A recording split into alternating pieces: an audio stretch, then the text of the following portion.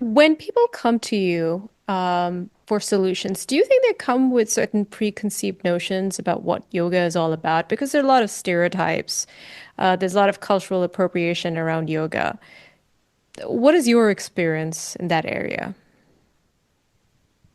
I find people often get surprised when they come to a class or a workshop because they're like, we had no idea that yoga had all these elements or that it even carried these philosophical teachings. And it's amazing because I hear that even from practitioners who've been on the path for 10, 20, 30 years. So that, in a way, it's like when I used to travel quite a bit. I travel less now because I have a daughter, but when I traveled a lot, it was just very interesting to hear that over and over again. That we had no idea about this philosophy, about these other practices, because mostly yoga has become just a physical practice, Yeah. and I write in the book, about emotions and how to experience our emotions in helpful ways instead of harmful ways. And in a way, my journey with this book is an example of that because there have been moments where I feel like kind of angry or just frustrated. Like, how did this deep, sacred practice get reduced to just something physical? Sometimes I go to yoga classes and teachers are cursing while they're teaching, and there's like murtis and mandalas all around them. It's painful to see that. And so I've had moments of just feeling that kind of sadness and anger, but then the teachings of yoga are to like recognize our feelings, like let ourselves feel it. And then whether an emotion is healing and wholesome or harmful depends on how we experience it and express it. So it's like I could sit in my room and just like steep in anger and get all knotted up inside because that's only going to hurt myself. Or I can recognize, okay, I have these feelings and I can catch the energy of the anger and consider like, what is the solution to this issue? And that actually inspired me to write this book. Like I was like, okay, yoga is so misunderstood and it's so misrepresented, but let me write a book that can help us understand it better and represent it better. Because I find that I have been on the staff of a lot of teacher training programs over the years. And even the teacher training that I first was a student of, it was all asana. I was like, how do you do these poses? How do you teach the poses? How do you give So more adjustments? practical and more like mechanical. Yeah, which is so important because as a yoga teacher, we have to have the knowledge to Yeah, not of hurt course. people That's in the our classes. foundation. That's the Yeah, so foundation. it's important to have those teachings of the physical. Yeah. But it was just amazing to me how lacking it was in the other aspects, especially the philosophy and the history and the Yeah. mental and emotional aspects. Yeah. So And just I took it upon embodying the yoga philosophy. I think that what I'm hearing is it's more than just a practice. It's a way of yeah, being. It's yeah, and showing up in the world. yes, exactly. So instead of just steeping in anger, I was like, well, this is a solution. I'm going to write a book and I'm going to do the best I can to help the greater yoga world and the teachers that are teaching to have tools to better deepen their own practice and then help others deepen their understanding and practice. Yeah, and you've done a marvelous job of it because I myself have Indian heritage and it was so eye-opening for me. I had so many misconceptions about yoga. I was like, whoa, I had no Yeah. ideas. And that's when I knew like I had to talk to you and like Oh, get yeah. your I'm insights. No, thank you. It's humbling though. It's humbling for me too because I mean, I know more philosophy and history than the average yoga instructor in the Western world, but even for me, I'm constantly learning. Yeah. It's like while I was writing this book, and even now, it's just I still feel like a baby on the path. Like Yeah. the wisdom, it's so deep, and that there's so much breadth to it that it's very humbling. Because even this book, I feel like it's just the beginning.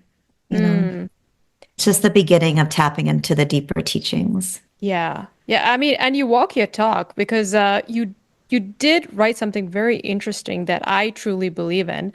Uh, you write that the ancient yogis said that it was important not to believe everything a spiritual teacher tells you and to only believe what you experience. And they prescribed a three-step approach from the Vedic tradition to receive spiritual teaching. So I'd love for you to walk us through that, Reema.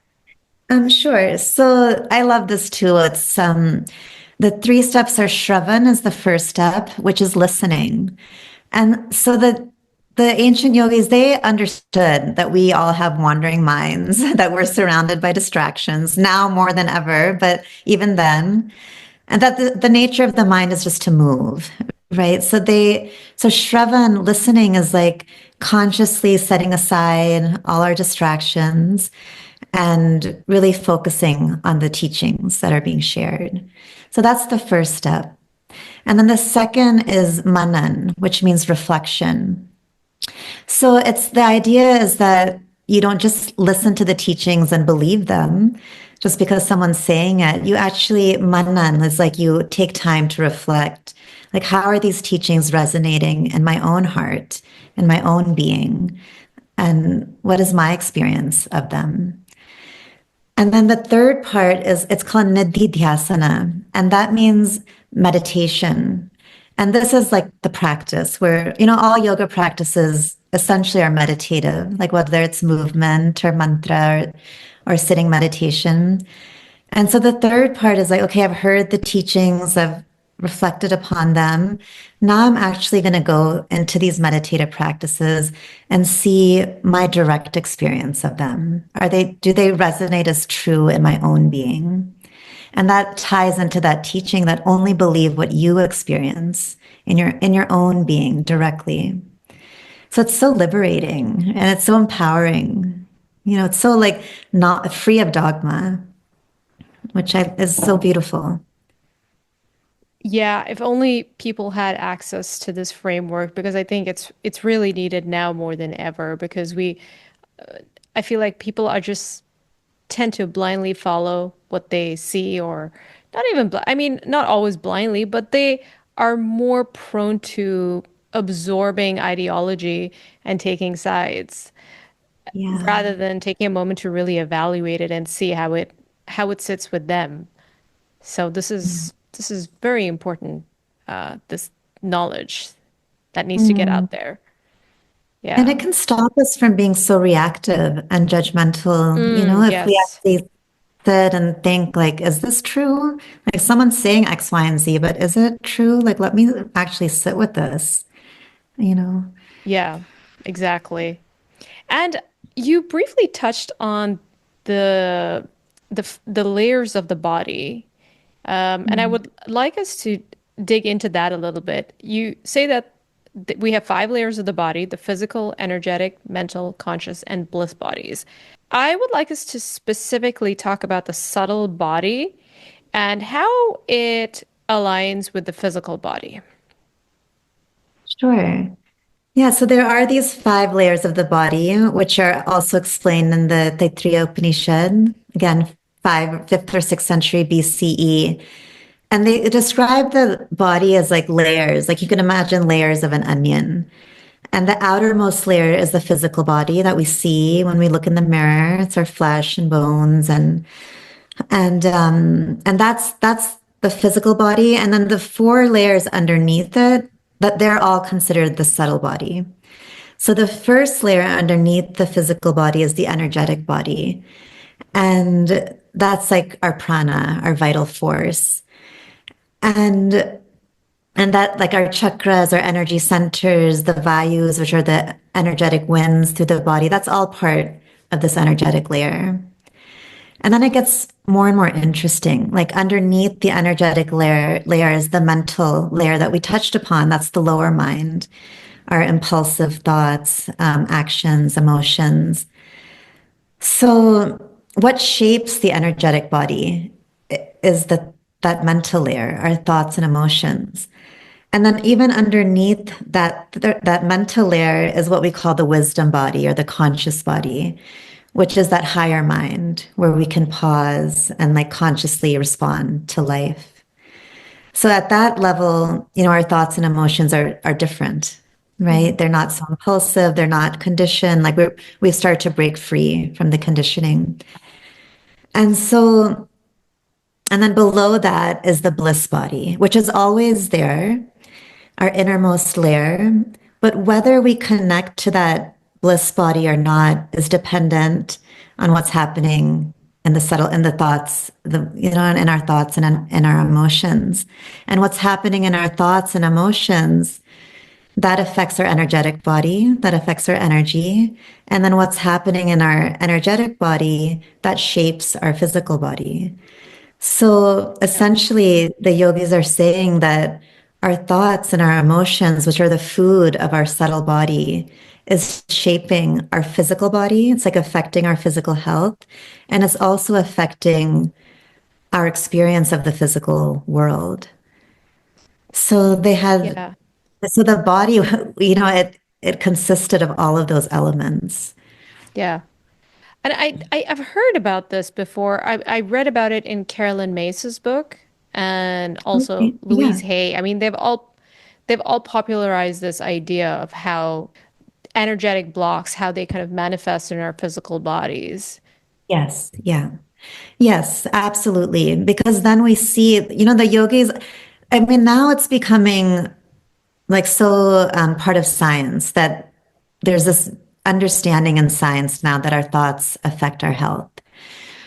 But I feel like science is still catching up to the yogis and how refined their understanding was because the yogis even understood like what kind of thoughts are affecting what parts of the body and how is that leading to particular types of imbalances and illnesses. So it's not just that our thoughts and emotions affect our health, but there's an understanding that these types of thoughts and emotions affect these types of subtle winds and subtle energy centers, and that's affecting our health. And so if we have that knowledge, then we can shape our yoga practices accordingly. Like I'm having digestive issues, and then I have this understanding that when if I'm experiencing jealousy or confusion, these kinds of emotions, they have more of an effect on the digestive organs. So I can do particular meditations and awareness practices and particular movements to target that area and to help me move through that emotion.